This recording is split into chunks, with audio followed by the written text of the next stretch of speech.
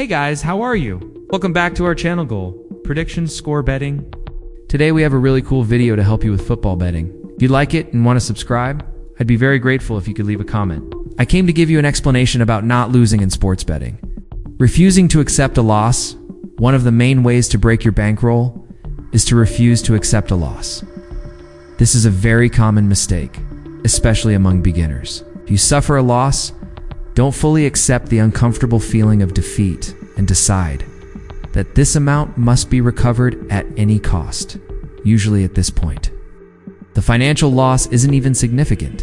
It's not even that impactful. But because you can't handle this frustration well, you continue to believe that seeking immediate recovery is essential. From this point on, you tend to follow two paths. Seek a higher rate using less capital, trying to minimize the risk to recover what was lost, or opt for a lower rate, investing more money, trusting in that false sense of illusory security. In both cases, even if the plan works momentarily, you're just digging a hole to fall into later, and sometimes that later arrives very quickly. By constantly resorting to this immediate recovery model, you send your brain the message that whenever there's a loss, the path is the same. But this process will inevitably fail. And when it fails, you not only won't recover anything, but will also amplify the loss even further. At this point, with a loss even greater than the initial one, you enter a state of emotional blindness. You completely ignore everything you've ever learned, abandoning your methodologies. If you ever structured them, you start betting on markets you've never studied, on sports you're unfamiliar with, and with random values. This is a path of almost no return. The best way to correct this behavior is to understand that betting losses are inevitable. There are methods that allow you to deal with them less frequently, such as betting only on favorites. But even favorites lose, then the losses appear. Other strategies, such as betting on goals in the last 20 minutes, involve more constant losses. Some games will have goals, others won't. And you'll have to deal with this every day. There's no world where you won't lose. There's no methodology with 100% accuracy. A gambler's profit is the sum of their winnings minus their losses.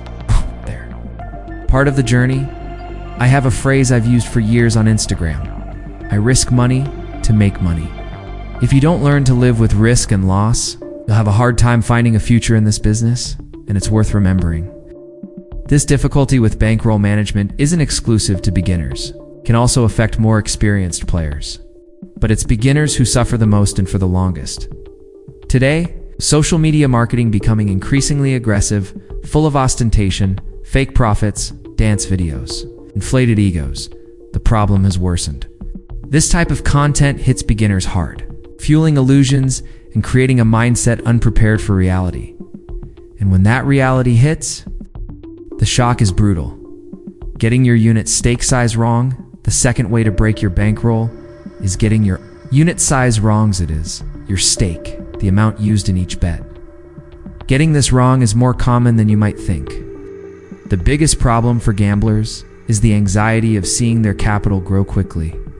No one wants to spend their entire lives betting one reel, but therein lies the danger, in your eagerness to grow. You ignore the risks and start using much larger units than you should. And although you do this with good intentions, believing that greater profits will come, you forget that the losses will also be greater. And when they arrive, the impact is brutal. You were prepared to win more, but you weren't emotionally ready to lose more. You look at your bankroll and feel the weight. Guilt hits. An inner voice accuses you. You knew it was wrong, but you did it anyway. If this mistake repeats itself, the feeling of failure consumes you.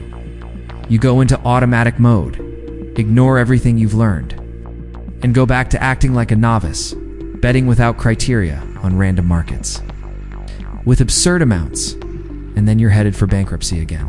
There's no universal rule, but best practices suggest that, regardless of your bankroll size, you should divide it into several units. This division serves as a buffer against natural market fluctuations. If you feel you've overplayed your hand, don't wait until you lose everything to regret it. Stop now and recalculate your stake. This can save your capital. Betting randomly. Third way to break your bankroll is to bet randomly. It may sound strange to outsiders, but the bettor's goal isn't to predict the outcome. We don't want to be fortune tellers.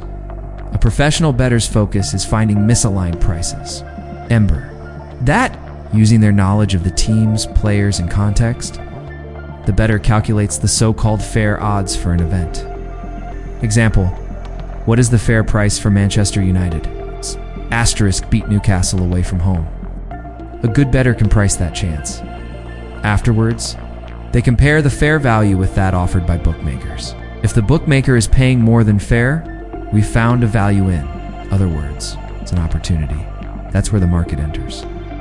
The event has value when the payout is above expectations. And now comes the key point that many people overlook. It doesn't matter whether the bet was successful or not in the short term. Whether City won or not is irrelevant. The objective has already been achieved, betting with value, and in the long run, by repeating this process, profits appear. This is the logic of a professional bettor. It's not luck, it's not hunch, it's mathematics and discipline. So yes, the work of a serious bettor is much more technical and demanding than it seems. Asterisk, betting randomly. A fatal mistake being a true bettor is deeply complex. This is because a professional bettor won't simply open the bookmaker's website and start betting willy-nilly. With random guesses like, today I think this team will win, maybe tomorrow there will be more than 2 goals. This game looks like it will be a low-scoring 1. This isn't the behavior of someone who takes betting seriously. Do you know why they don't act impulsively? Because the bookmaker's business model, without exception, is designed to offer unfavorable odds for you, me, and all bettors. This is how these companies guarantee their long-term profits, within each odd offered by the bookmaker. Their profit margin is already embedded. They make money precisely by selling bad prices. But pay attention, this doesn't mean they're always right. Bookmakers also make mistakes when setting prices, and it's in these slip-ups, in these moments of pricing failure, that the professional bettor comes into play. That's where they look for value mismatches, as we discussed earlier. But what does this have to do with breaking the bank? It has everything to do with it. When you bet randomly, based solely on your own hunch, or following that Instagram tipster who sent you a tip without any technical criteria, you're acting exactly how bookmakers want you to. You become the perfect customer profile, who may even make a profit in the short term, who even follows basic bankroll management, but who accepts bad odds without questioning, without analyzing, without understanding the context of that pricing in the medium. And long term, this behavior leads to failure. And this frustration, this disappointment with the results, is what leads people to lose emotional control and consequently destroy their bankroll management. It's the beginning of a path of no return. This happens a lot with those who bet on extremely low odds, like the famous super favorites. Those games with crushed odds that convey a false sense of security.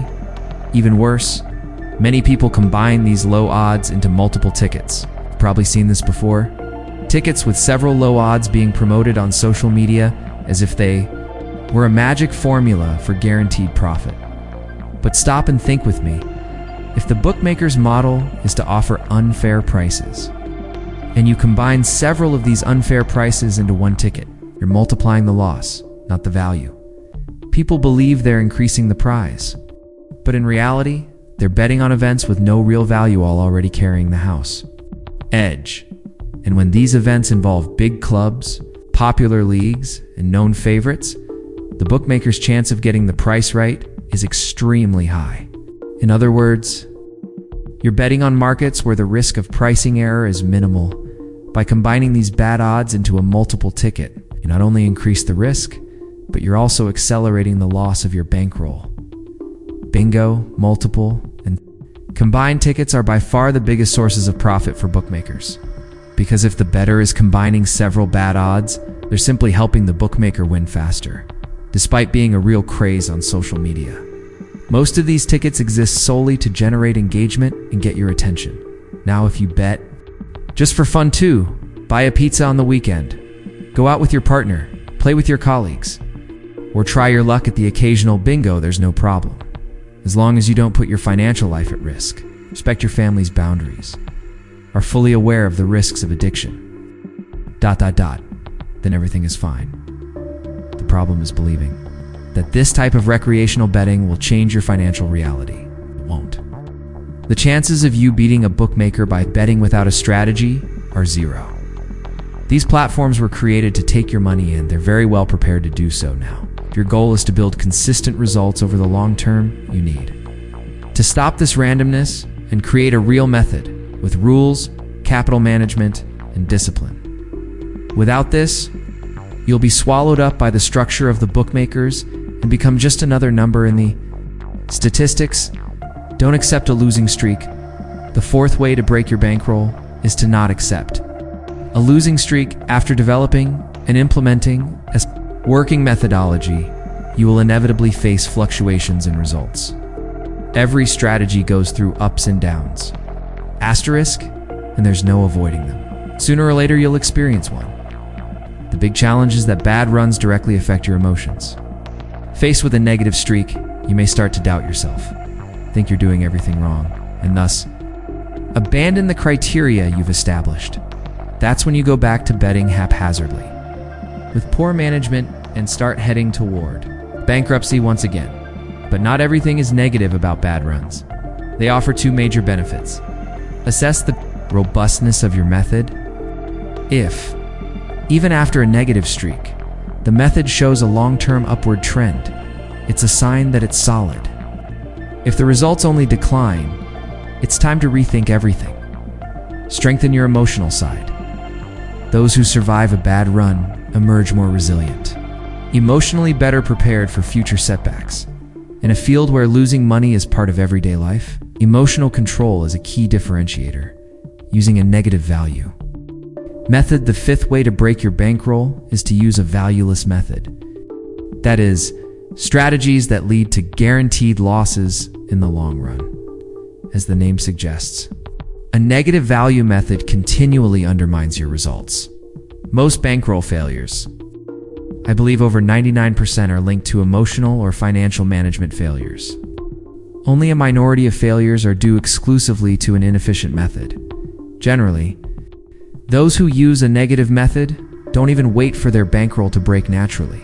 Frustration at not seeing results, haste, and impatience lead them to break their own rules and revert to randomness, betting on unknown markets, using extremely high units, acting on impulse. This is another step toward bankruptcy, as we've already mentioned.